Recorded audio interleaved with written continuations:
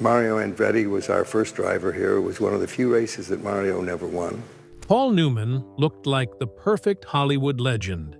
He had the blue eyes, the famous smile, the hit movies, and a marriage many fans believed could never break. But behind that clean image was a far more complicated life. There were old romances, private regrets, quiet family pain, career battles, and losses that changed him forever. His children also carried stories the public rarely heard. Now, decades later, one daughter's words are bringing fresh attention to the man behind the screen. Join us as we uncover Paul Newman's rise, relationships, heartbreaks, hidden struggles, and the truth his family lived with. From early fame to lasting love, painful loss, and family secrets, Paul Newman's story was never as simple as Hollywood made it seem. This is the life behind the legend. The boy behind the blue eyes. Long before Paul Newman became one of Hollywood's most famous faces, he was a boy from Ohio who often felt he did not fully belong. Paul Leonard Newman was born on January 26, 1925, in Cleveland Heights, and grew up in nearby Shaker Heights. His father, Arthur, ran a sporting goods store. His mother, Teresa, worked there while raising Paul and his older brother, Arthur. His father came from Jewish families that had left Hungary and Poland. His mother was born into a Roman Catholic family in territory that is now Slovakia, but she later followed Christian Science. That mix shaped Paul's early life. As an adult, he followed Unitarian Universalism, yet he still called himself Jewish because, in his words, it's more of a challenge. He remembered feeling different as a child. He said being half Jewish kept him away from the important social table and closed certain doors. He was even rejected by a high school fraternity because he was Jewish. Instead of openly showing the pain, he often hid it behind jokes and funny voices. But the hurt stayed with him. Acting gave him another place to belong. At 7, he played the court jester in a school production of Robin Hood. At 10, he appeared at the Cleveland Playhouse in St. George and the Dragon and joined its children's theater program. He graduated from Shaker Heights High School in 1943 and briefly attended Ohio University, where he joined Phi Kappa Tau. Trouble followed him there. One account said he was removed after an incident involving beer and the rector's car. That early mix of charm, jokes, insecurity, and rebellion would follow him for years. The public later saw confidence whenever he entered a room. His own family would learn that the man behind those famous eyes often questioned himself far more than anyone guessed. And before acting could become his escape, a world war placed him much closer to death than most fans ever knew. Decades later, his youngest daughter, Clea, said the children saw him like Superman, making his fear and loneliness even harder to understand. The war he barely escaped. After leaving Ohio University, Paul entered the United States Navy during the Second World War. He first joined a pilot training program at Yale, hoping to fly. That plan ended when the Navy found problems with his eyesight. Paul later said the issue was more complicated than simple color blindness. He also admitted that the maths needed for pilot training was beyond him. He was sent to boot camp and trained as a radio operator and tail gunner. He did so badly that one Navy friend later claimed the men around him lied to the trainers so he could pass. By 1944, Paul had qualified to work in torpedo bombers and was sent to Hawaii. He served with replacement squadrons that trained pilots and air crews, especially for dangerous carrier landings. He later flew as a turret gunner in an Avenger torpedo bomber. In the spring of 1945, his unit was assigned to the aircraft carrier Bunker Hill before the Battle of Okinawa. Then, chance stepped in. The pilot of Paul's aircraft developed an ear problem, so the whole crew was kept back. Other members of the squadron continued to the ship. Days later, a kamikaze attack struck the Bunker Hill and killed hundreds of crewmen and airmen, including men from Paul's unit. Another memory stayed with him as well. Screenwriter Stuart Stern later said Paul had watched his best friend die after being caught by an aircraft propeller. Years later, Paul used that memory while acting in The Rack, calling on the pain to understand his character's trauma.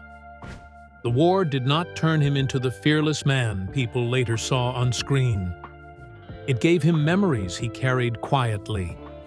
He also got into a bloody fight after another sailor used an anti-Jewish insult. That moment showed how deeply his background still affected him.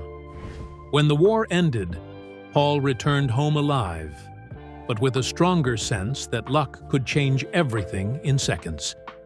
He now needed a future, and acting was waiting. Yet first came college, marriage, and the young family he would later admit he had badly hurt.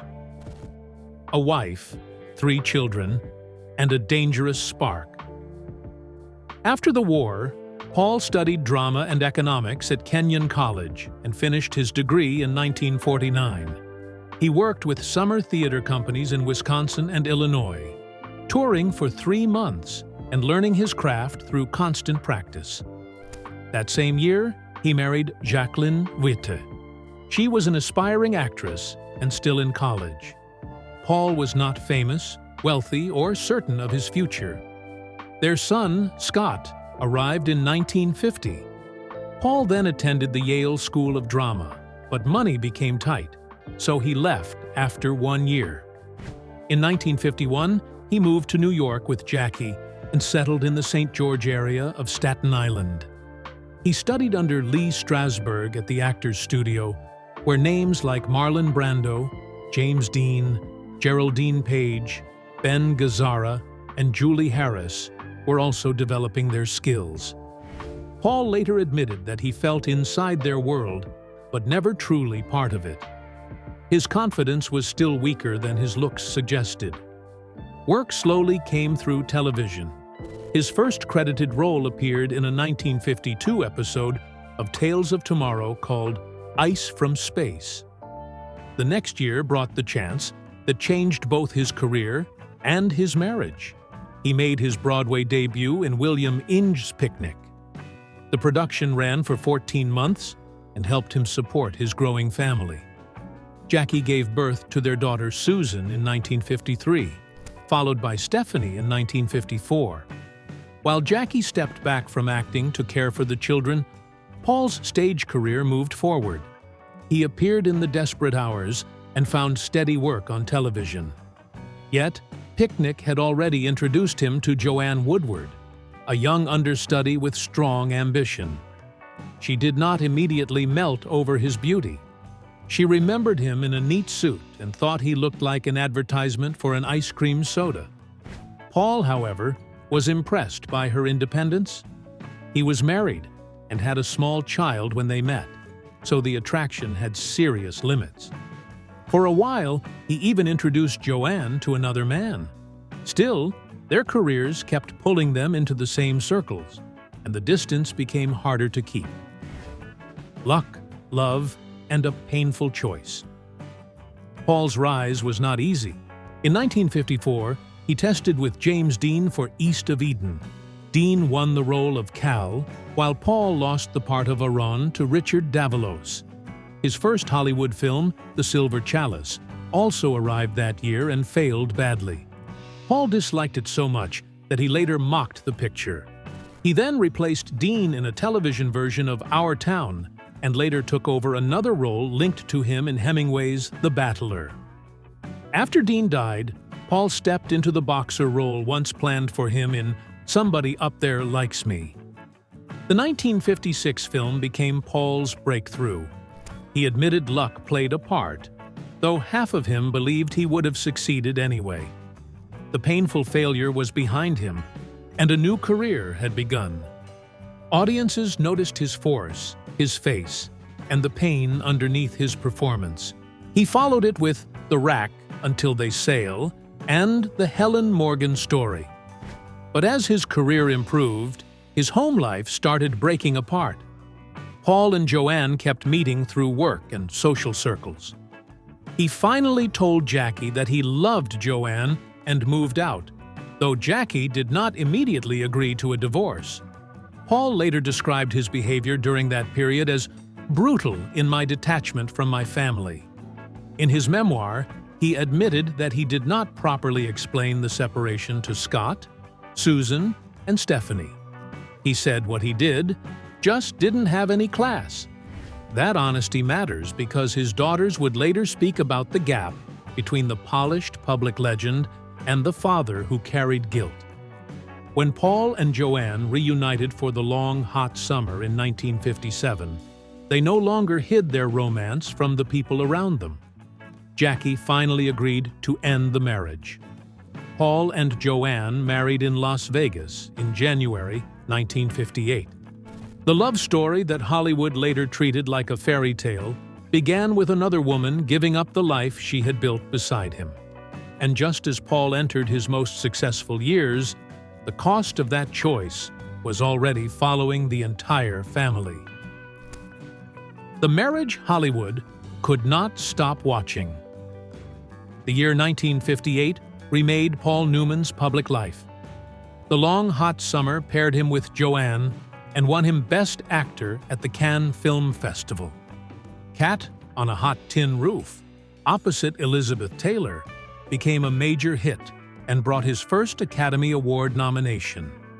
Paul was no longer simply a promising actor. He was now a screen star, and his marriage to Joanne became part of the attraction. They moved first to Manhattan and later built their family life in Westport, Connecticut, away from Hollywood. Their daughter Nell was born in 1959. Melissa, known as Lissy, followed in 1961, and Clea arrived in 1965. Paul and Joanne eventually appeared in 16 films together. Their chemistry also continued in private. In the memoir, found years after his death, Paul said Joanne gave birth to a sexual creature inside him. He wrote that they left a trail of lust in hotels, parks, and rental cars. He also described coming home to find that Joanne had painted a room and placed a double bed inside. She proudly gave it a shocking private nickname. Clea later admitted that the daughters had not known that story, though she laughed when she discovered it.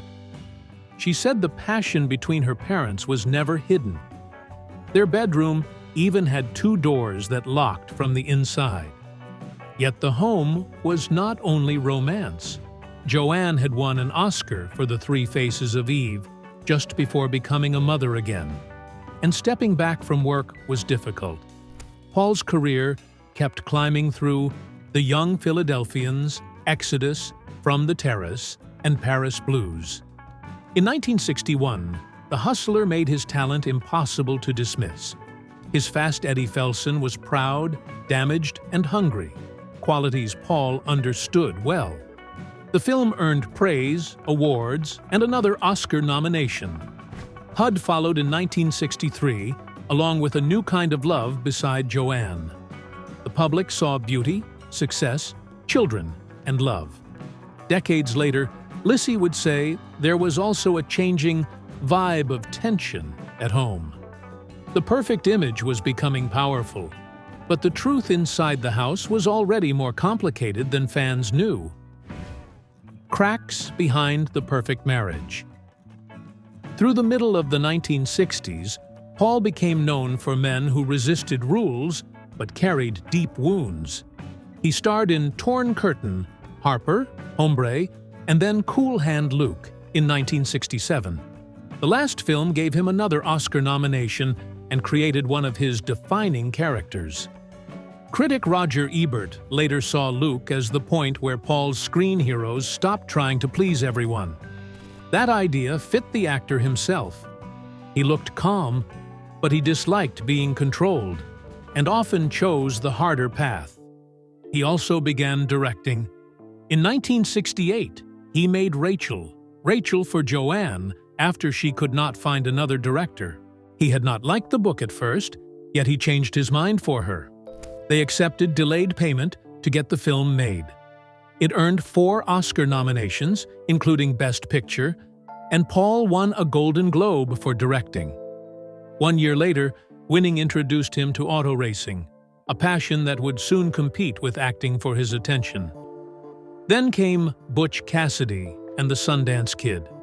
Paul worked with Robert Redford and director George Roy Hill after Steve McQueen stepped away from the project. Paul played Butch, performed the bicycle tricks himself, and helped develop the famous musical section. The film became one of the year's biggest successes. He also joined Barbra Streisand and Sidney Poitier to form First Artists, giving stars more control over their projects. Yet success at work did not remove strain at home.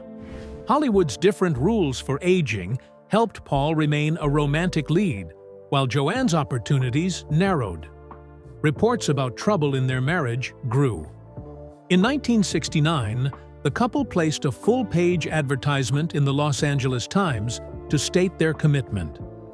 A later biography alleged that Paul had an affair with journalist Nancy Bacon, though a friend of Joanne denied it and criticized the claim.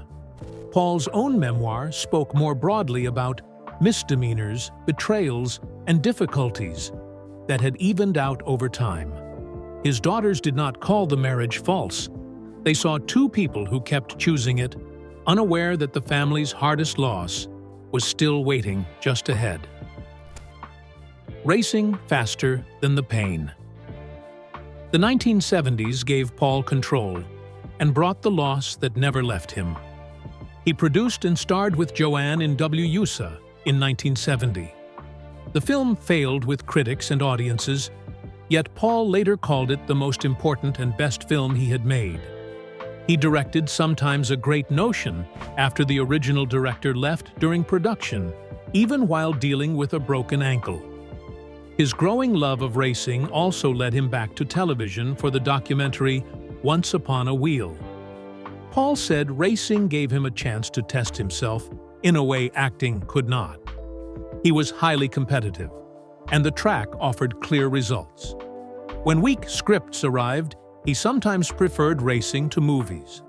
His first artist's projects included Pocket Money, The Life and Times of Judge Roy Bean, and the effect of gamma rays on Man-in-the-Moon marigolds, which he directed for Joanne.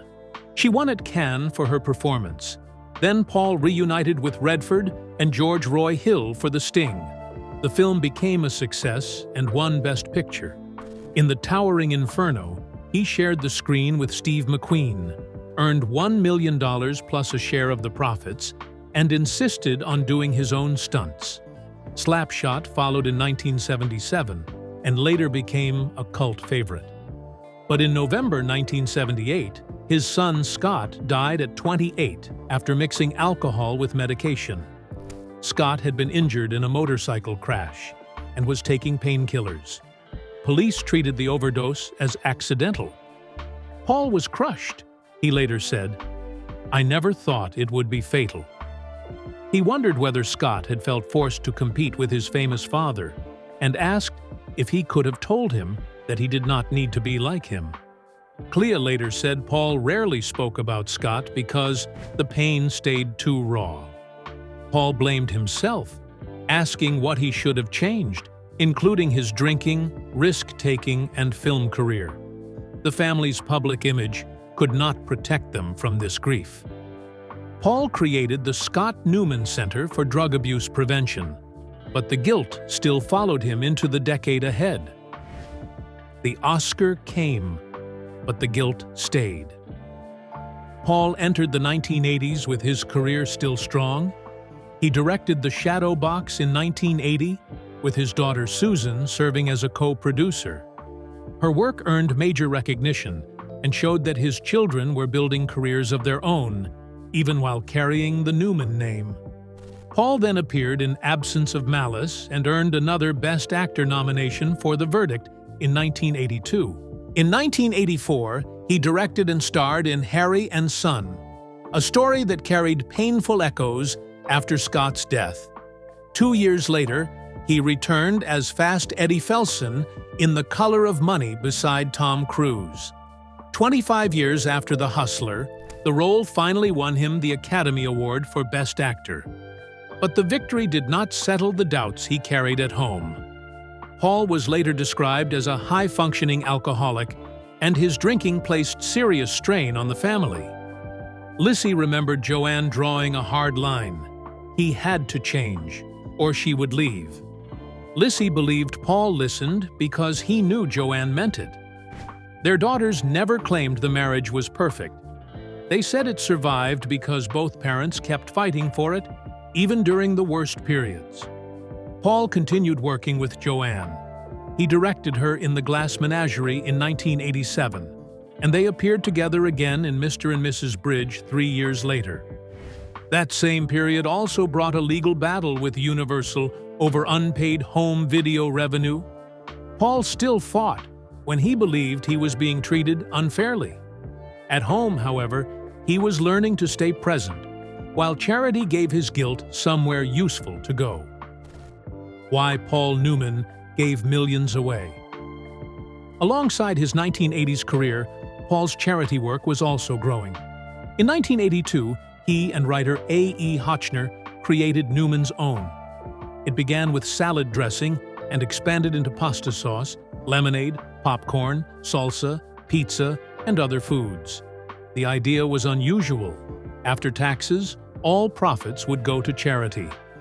Paul later joked that giving money away was the easiest thing he could do, yet the business changed what celebrity charity could look like, because the giving was built into the company itself.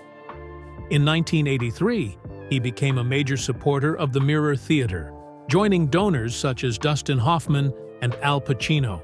His connection to acting teacher Lee Strasberg helped lead him there, and he remained close to the company for the rest of his life.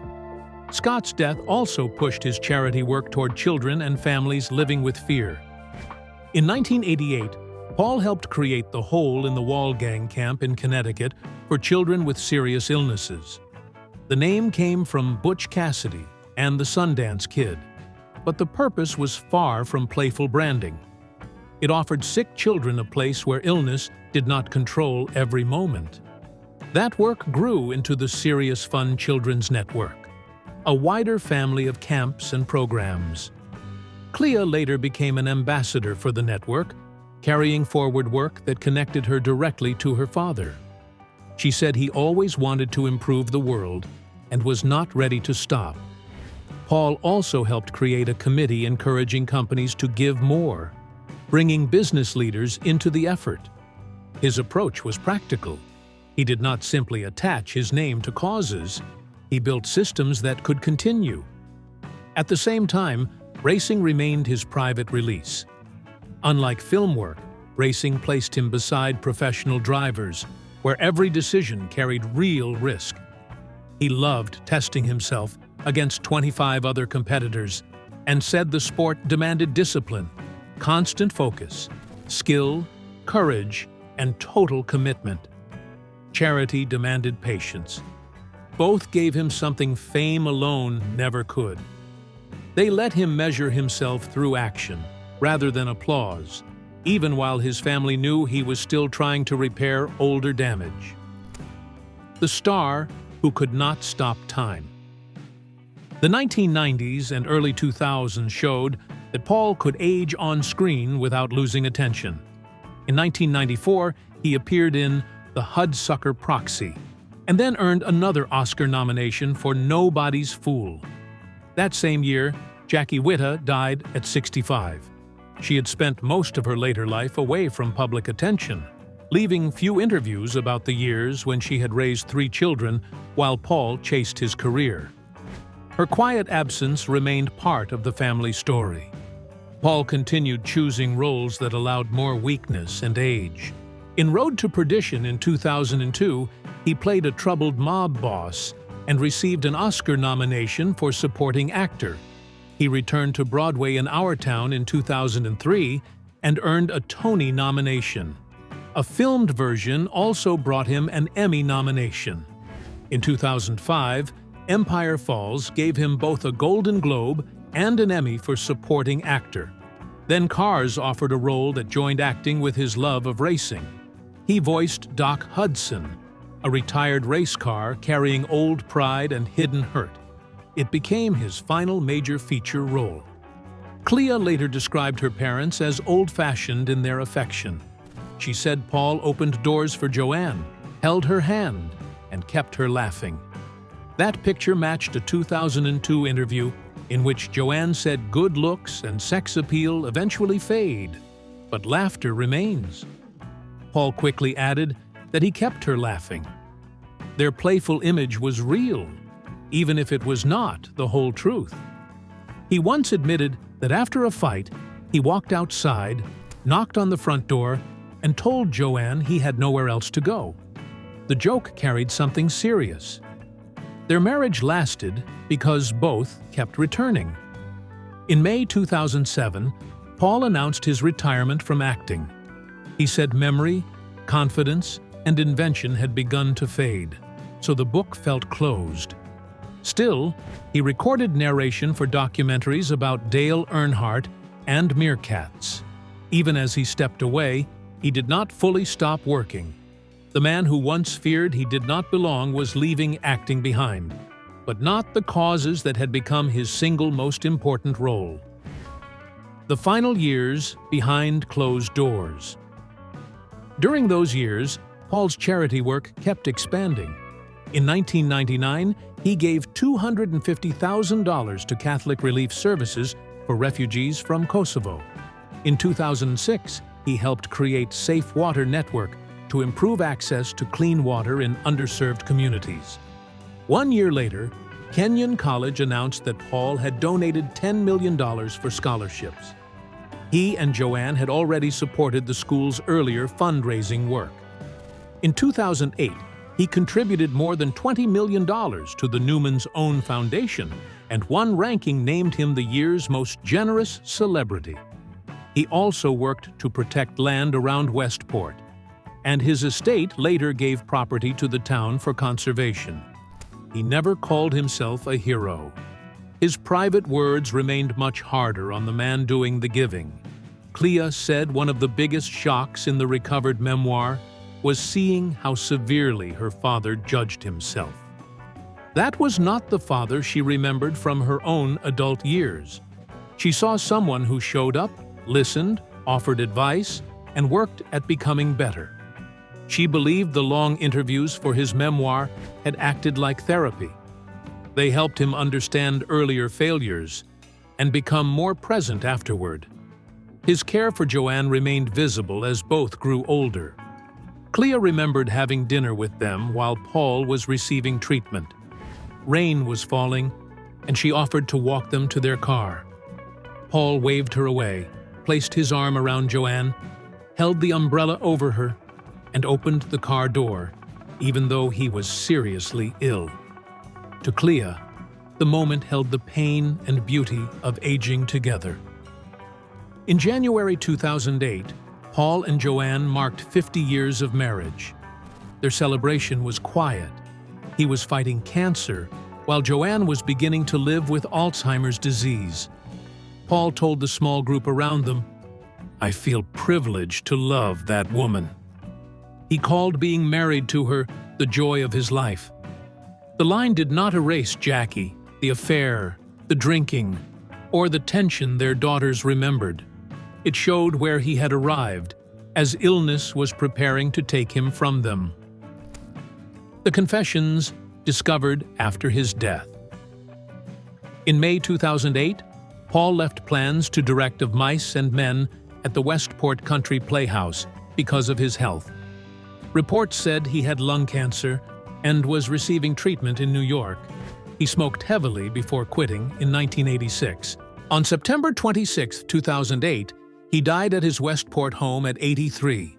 His funeral was private, and he was cremated. Clea said losing him left Joanne shattered. At a public event soon afterward, people surrounded Joanne with care, but she became frightened because Paul was no longer beside her. Her Alzheimer's later deepened, and she remained in the Connecticut home they had shared. Yet Paul had left behind more than films, charities, and a famous marriage. During the 1980s, he had spoken for hours with his friend Stuart Stern for a memoir built on complete honesty. He asked Stern to interview people who knew him closely, including Jackie, Joanne, directors, actors, and friends. The project was abandoned, and the transcripts seemed lost after both men died. Then, the family found the pages stored in a cabinet at Paul and Joanne's house. His will gave his children permission to publish a biography, so they believed releasing the material respected his wishes. The memoir appeared in 2022, alongside renewed attention from the documentary series The Last Movie Stars. For Clea, reading it revealed a father who had judged himself much more harshly than his youngest daughters ever had. For Lissy, speaking openly meant removing the sugarcoating from her parents' marriage without denying their love. Their words showed a man who could be absent, guilty, addicted to drink, and difficult, yet also capable of changing. Susan, the daughter from his first marriage who had built her own film and charity career, died in August 2025 at 72. Her death was not announced publicly until October, another quiet chapter in a family long watched from outside. Clea said Paul believed the Newmans were late bloomers. What she finally shared was that he spent his later life trying to become the father and husband he had not known how to be at the beginning. Do Paul Newman's private mistakes make you see him differently? Or does his effort to change make you respect him even more?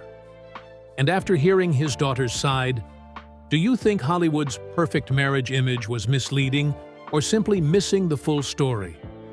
Share your thoughts in the comments below. And don't forget to hit like, subscribe, and stay tuned for more incredible stories from Hollywood's fascinating history. See you next time.